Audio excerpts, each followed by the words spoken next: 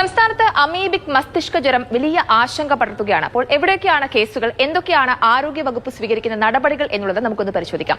കേസുകൾ നോക്കുകയാണെങ്കിൽ തിരുവനന്തപുരം, കൊല്ലം, കോഴിക്കോട്, വയനാട്, മലപ്പുറം ജില്ലകളിലാണ് ഇപ്പോൾ കേസുകൾ ഉള്ളത്.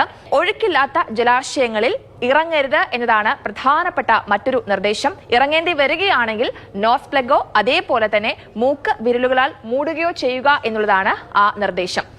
ശുദ്ധീകരിക്കാത്ത ജലാശയങ്ങളിൽ നീന്തുമ്പോൾ തല വെള്ളത്തിന് മുകളിൽ സൂക്ഷിക്കാനായിട്ട് പ്രത്യേകം ശ്രദ്ധിക്കുക. മുങ്ങിപ്പോകാതിരിക്കാൻ നോക്കുക. നീന്തൽ കുളങ്ങൾ, അതേപോലെ തന്നെ വാട്ടർ തീം പാർക്കുകൾ, സ്പാകൾ എന്നിവയൊക്കെ ക്ലോറിനേറ്റ് ചെയ്യാനും നിർദ്ദേശമുണ്ട്. സ്പ്രിംഗ്ലറുകൾ, ഹോസുകൾ എന്നിവയിൽ നിന്നും വെള്ളം മൂക്കിൽ പതിക്കാതിരിക്കാൻ പ്രത്യേകം എല്ലാവരും ശ്രദ്ധിക്കുക. അതേപോലെ തന്നെ ക്ലോറിനേറ്റ് ചെയ്യാത്ത വെള്ളം ഉപയോഗിക്കുമ്പോൾ ഒരു കാരണവശാലും മൂക്കിൽ പോകാൻ ഇടയാകരുത് എന്നതാണ് ആ നിർദ്ദേശം. ജലാശയങ്ങളിലേക്ക് മാലിന്യങ്ങൾ ഒരു കാരണവശാലും ഒഴുക്കരുത് എന്നതാണ് മറ്റൊരു കാര്യം. അതേപോലെ തന്നെ ജലസംഭരണികളും വലിയ ടാങ്കുകളും 3 മാസം കൂടുമ്പോൾ തന്നെ എല്ലാവരും വൃത്തിയാക്കുവാനായിട്ട് ശ്രദ്ധിക്കേണ്ടതുണ്ട്.